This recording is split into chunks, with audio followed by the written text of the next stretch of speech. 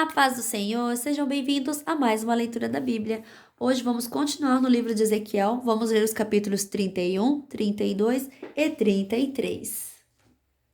Estamos quase chegando no Novo Testamento, glória a Deus, estou muito animada para chegar no Novo Testamento. Vamos lá então? Capítulo 31.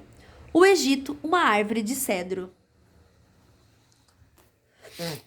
No ano 11º do nosso cativeiro, no dia 1º do terceiro mês, o Senhor falou comigo. Ele disse: Homem mortal, diga o seguinte ao rei do Egito e a todo o seu povo: Como você é poderoso, com que posso compará-lo? Você é como um cedro no Líbano, com galhos lindos cheios de folhas, uma árvore tão alta que chega até as nuvens. Havia água para fazê-lo crescer e rios debaixo da terra para alimentá-lo. Regaram o lugar onde a árvore estava crescendo e fizeram com que os ribeirões regassem todas as árvores da floresta. Por ter sido bem regado, o cedro cresceu mais do que as outras árvores, e os seus galhos ficaram grossos e compridos. Aves de todo tipo faziam ninhos nos seus galhos. Embaixo dele, os animais ferozes davam cria, e na sua sombra as nações do mundo descansavam. Como era linda aquela árvore tão alta e com galhos tão compridos. As suas raízes chegavam até as correntezas profundas. Nenhum cedro no jardim de Deus podia comparar-se com ela. Nenhum cipestre teve galhos assim. E nenhuma figueira brava teve ramos iguais aos dela. Nenhuma árvore no jardim de Deus foi tão linda como aquela. Eu a fiz linda assim, e cheia de muitos galhos. No Éden, o jardim de Deus, todas as árvores a invejavam. Agora eu, Senhor Deus, direi a vocês o que vai acontecer. A árvore cresceu tanto que chegou até as nuvens, mas conforme crescia, também aumentava o seu orgulho. Por isso, rejeitei a árvore e vou deixar que o rei estrangeiro a conquiste. Ele dará a ela o tratamento que a sua maldade merece.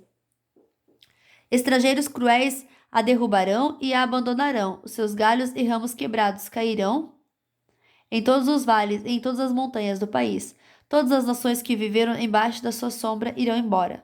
Os pássaros pousarão na árvore caída e os animais ferozes andarão por cima dos seus galhos. E assim, daqui em diante, nenhuma árvore, por mais bem regada que seja, crescerá, tanto que os seus galhos cheguem até as nuvens. Todas elas estão condenadas a morrer como seres humanos mortais e a se juntarem com aqueles que descem para o mundo dos mortos. No dia, o Senhor Deus diz o seguinte: No dia em que a árvore descer ao mundo dos mortos, farei com que as águas que estão embaixo da terra a cubram, como sinal de tristeza. Farei com que os rios parem e não deixarei que muitos ribeirões corram. A árvore morreu, e por isso trarei escuridão sobre os montes Líbanos, e farei com que sequem todas as árvores da floresta. Quando eu a lançar no mundo dos mortos, o barulho da sua queda abalará as nações. Todas as árvores do Éden e todas as árvores do Líbano, as mais belas, as mais bem regadas e que já estão no mundo lá de baixo, vão ficar contentes com a sua queda. Elas irão com ela no mundo dos mortos, para se juntar com aquelas que já haviam caído. E todos os que viviam na sua sombra serão espalhados entre as nações. A árvore é o rei do Egito, e todo o seu povo. Nem mesmo as árvores do Éden eram tão altas e vistosas. Mas agora, como as árvores do Éden, ela descerá ao mundo dos mortos e se juntará aos que não foram circuncidados e aos que forem mortos na guerra. Eu, Senhor Deus, falei. Capítulo 32. O rei do Egito, um crocodilo. No ano 12º do nosso cativeiro, no dia 1º do 12º mês, o Senhor me disse o seguinte: Homem mortal, cante um cântico fúnebre a respeito do rei do Egito. Diga-lhe isto: você age como um leão no meio das nações, mas parece mais um crocodilo nadando e agitando a água do rio. Com as suas patas você turva a água e suja os rios. Quando muitos povos se ajuntarem, eu, o Senhor Deus, o pegarei na minha rede e deixarei que eles puxem a rede para a praia. Eu o deixarei em lugar seco e o jogarei na terra, e trarei todos os pássaros e animais do mundo para que comam a sua carne. Cobrirei montanhas e vales com o seu cadáver podre, ensoparei a terra com o seu sangue, e ele cobrirá as montanhas e encherá os rios. Quando eu destruir você, cobrirei o céu e apagarei as estrelas. Esconderei o sol atrás das nuvens, e a lua não brilhará mais. Apagarei todas as luzes do céu e lançarei o seu país na escuridão. Sou eu, o Senhor Deus, quem está falando. Você será destruído e eu espalharei essa notícia em países de que você nunca ouviu falar.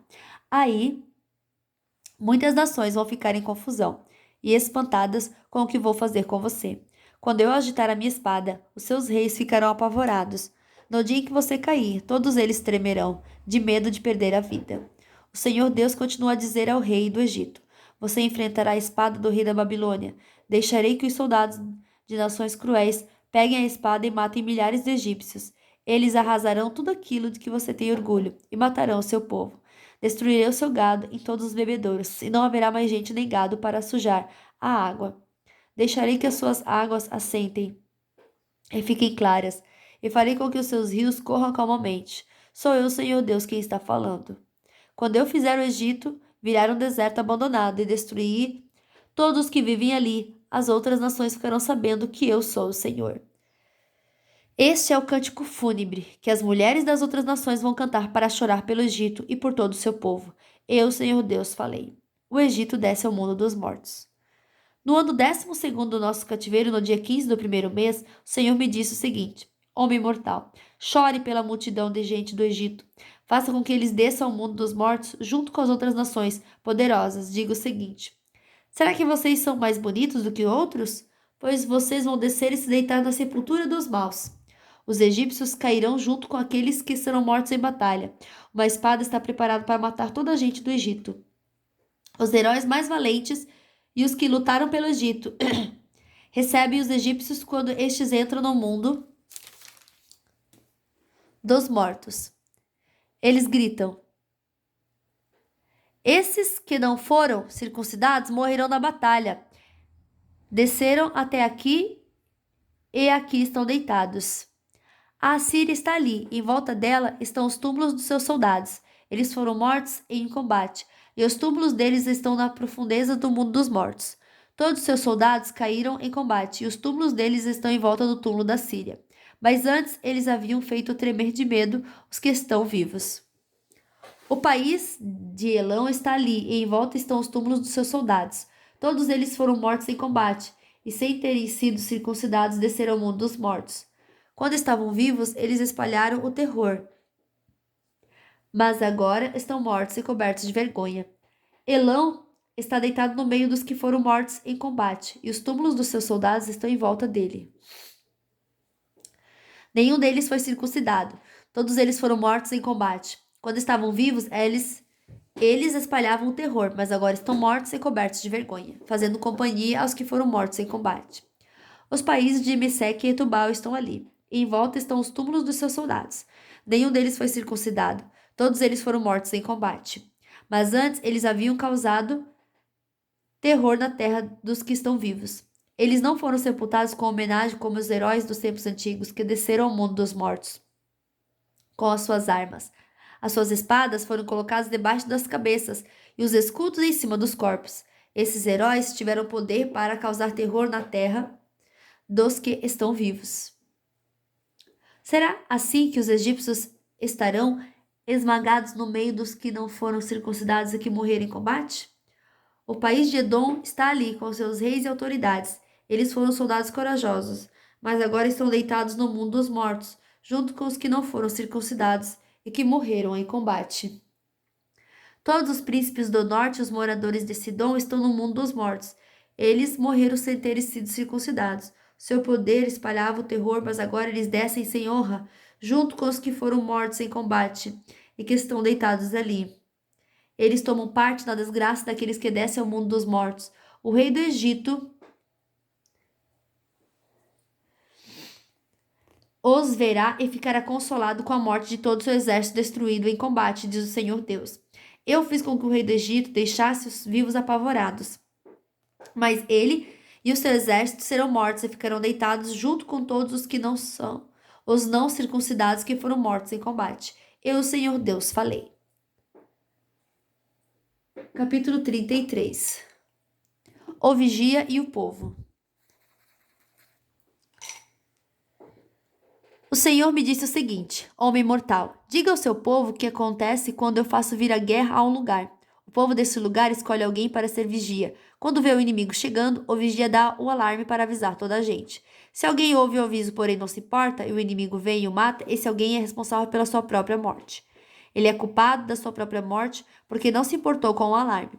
Se tivesse se importado, poderia ter escapado. Mas se o vigia vê o inimigo se aproximando e não dá o alarme, o inimigo vem e mata aqueles pecadores. Nesse caso, eu considerarei o vigia como responsável pela morte deles.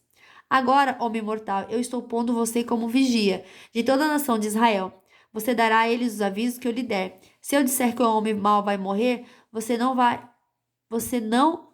mas você não o avisar para que mude o seu modo de agir e assim salve a sua vida. Aí ele morrerá sendo ainda pecador. Nesse caso, eu considerarei você como responsável pela morte dele.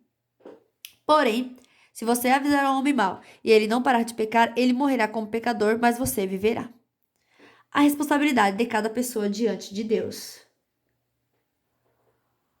O Senhor me disse o seguinte: homem mortal, repita aos israelitas o que eles andam dizendo. Os nossos pecados e maldades são um peso para nós. Estamos nos acabando. Como podemos viver? Diga-lhes que juro pela minha vida que eu, Senhor Deus, não me alegro com a morte de um pecador. Povo de Israel, pare de fazer o mal. Por que vocês estão querendo morrer?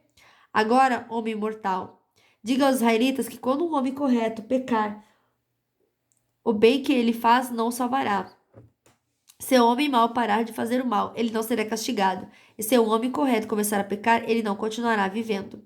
Se eu prometer dar a vida a um homem correto, se ele começar a pecar porque pensa que a sua bondade passada o salvará, aí eu não lembrarei de nenhuma das boas ações que praticou. Ele morrerá por causa dos seus pecados. Se eu avisar um homem mau dizendo que vai morrer, e se ele parar de pecar e fizer o que é bom e correto, por exemplo, se devolver o objeto que lhe deram como garantia de pagamento de uma dívida, ou se devolver o que roubou. Se ele parar de pecar e seguir as leis que dão vida, ele não morrerá, mas viverá. Eu perdoarei os pecados que cometeu, ele viverá porque fez o que é bom e correto. No entanto, o seu povo diz que eu, o Senhor, faço o que eu. Só um minutinho, vamos voltar aqui. Versículo 17. No entanto, seu povo diz que o que eu, o Senhor, faço não está certo. São eles que não estão certos. Quando um homem correto para de fazer o bem e começa a fazer o mal, ele morrerá por causa disso. Quando um homem mau para de pecar e faz o que é bom e correto, ele salvou a sua vida. Mas você, povo de Israel, diz que o que eu faço não está certo. Eu os julgarei por aquilo que fazem. As notícias da tomada de Jerusalém. No ano 12º do nosso cativeiro, no dia 5 do 12º mês, o homem que havia escapado de Jerusalém veio e me contou que a cidade tinha sido tomada. Na noite antes da chegada dele, eu tinha sentido a presença poderosa de Deus, o Senhor. E na manhã seguinte, quando o homem chegou, o Senhor me deu de novo a fala. Os pecados do povo. O Senhor me disse o seguinte: homem mortal, os moradores das cidades arrasadas na terra de Israel estão dizendo o seguinte: Abraão era um homem só, e toda esta terra foi dada a ele. Nós somos muitos, e por isso agora a terra é nossa. Diga a essa gente o que eu, o Senhor Deus, estou dizendo. Vocês comem carne com sangue, adoram ídolos e cometem crimes de morte. Por que é que estão pensando que a terra é de vocês? Vocês confiam nas suas espadas, o seu modo de agir é nojento. Todos cometem adultério. Por que estão pensando que a terra é de vocês? Diga a essa gente que eu, Senhor Deus, estou avisando. Juro que os moradores das cidades arrasadas serão mortos. Os que vivem no campo serão comidos por animais selvagens. Os que estão escondidos nas montanhas e cavernas ficarão doentes e morrerão. Farei com que o país vire um deserto abandonado. O poder de que se orgulhavam acabará. As montanhas de Israel ficarão tão desertas que ninguém passará por elas. Quando eu castigar o povo pelos seus pecados e fizer com que o país vire um deserto, aí eles ficarão sabendo que eu sou o Senhor. Resultados da mensagem do profeta. O Senhor disse, homem mortal, quando os seus irmãos israelitas conversarem perto das muralhas da cidade ou na porta das suas casas, eles falam de você. Eles dizem, vamos saber o que o Senhor tem para nos dizer agora. Assim o meu povo se ajunta em grande número para ouvir o que você tem para dizer, mas eles não querem pôr em prática o que você diz. Ele fala bonito. Eles dizem, mas o que querem é ganhar dinheiro. Para eles, você não passa de um cantor de canções de amor ou tocador de harpa. Eles ouvem o que você diz, porém não fazem nada daquilo que você manda. Porém, quando acontecer tudo o que você diz, e vai acontecer mesmo, aí eles ficarão sabendo que um profeta esteve no meio deles. Fim da nossa leitura de hoje. Que Deus abençoe a sua vida poderosamente e até amanhã. Tchau!